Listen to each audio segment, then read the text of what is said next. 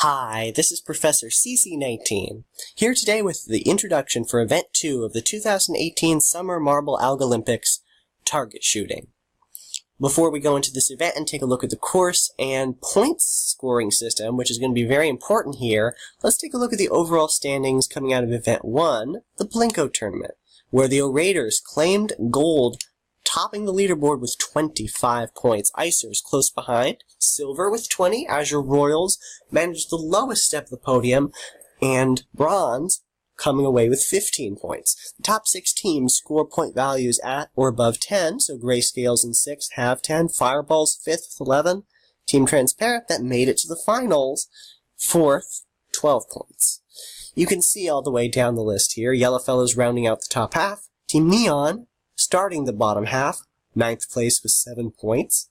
And it goes all the way down to our basement teams. Jack's Jokers, 14th with 2. The other shade of pink, unfortunately, near the bottom, Strawberry Streamers, 1 point for next to last, 15th. Brownies, dead last, no points, 16th out of 16. But things can change in this event. It could be make or break, even though it's this early for some of our middle teams, Yellowfellows, Team Neon, Black Knights, that are either going to go up or down from this event. So, it's very meaningful, especially for the bottom teams and those towards the middle. Of course, the teams on tops are going to try and hold it, but it's a little bit easier for them having a bit of an advantage early on.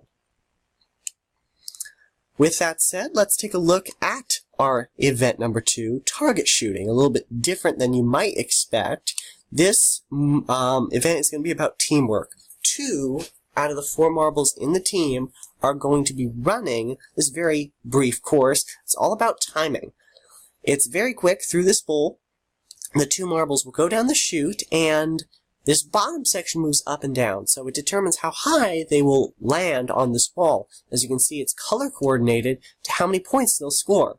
Right in the middle is best. They get either a bullseye right down the chute, which is 7 points. This lime bar, which is worth 4, the 2 yellows worth 3.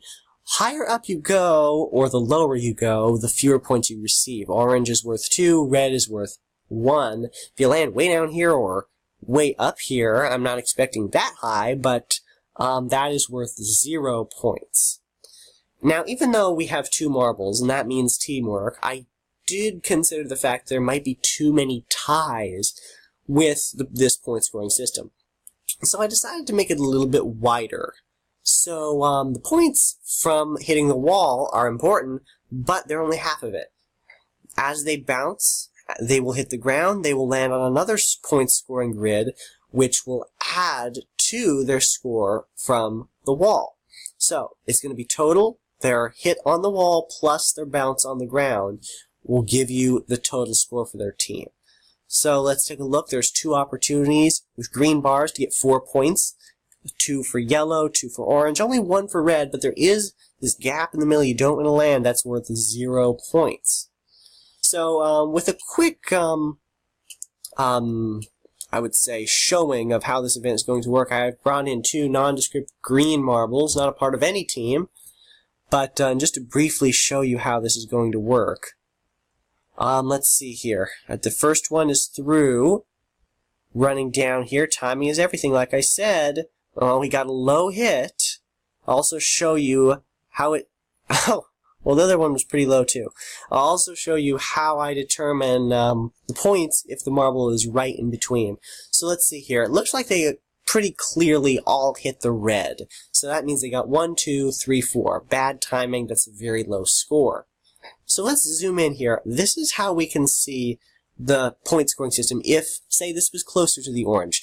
If it was maybe a little bit too close for me to tell from plain sight, I would zoom in like this as far as I could. As you can see, I made the tracers of the marbles very long, so you can see the paths they take. It begins to fade, but you can clearly see.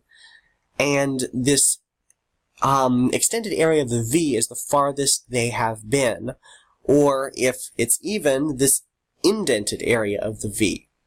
And it looks like right here it's fairly clearly to be red, but if it wasn't, I would either go directly in the middle or whichever V is protruding the most. Wherever that V is pointed, that's the point value. So if this top part was sticking out the most and it was up by the orange, that would have been the point value. Same way down here, it looks like the bottom one is sticking out just a little bit more.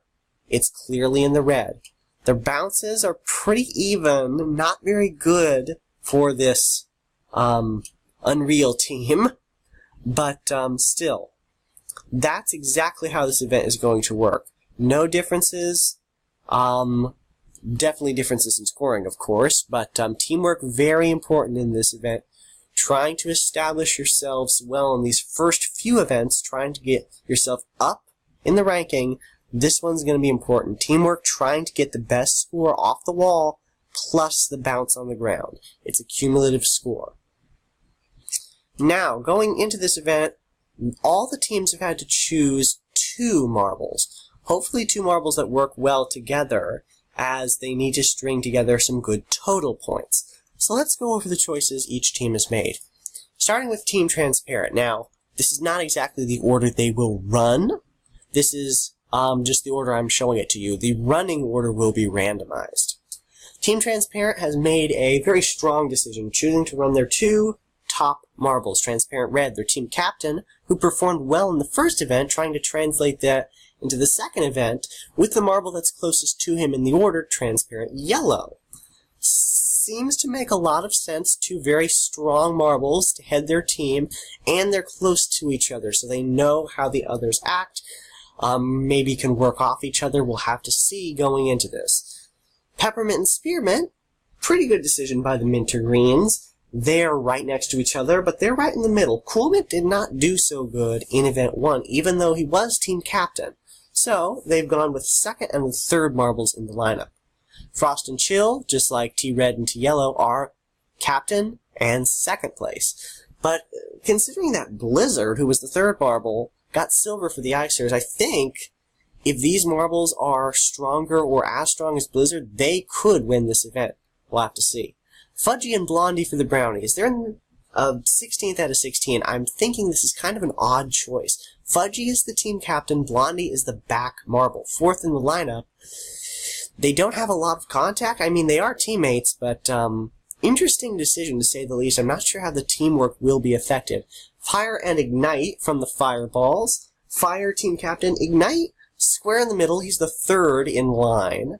That should be a little bit interesting. Shadow and Shade, 2nd and last from the Black Knights. Shade was the one that let his team down, kind of, not advancing out of the quarterfinal heats in the first event, trying to get some redemption here.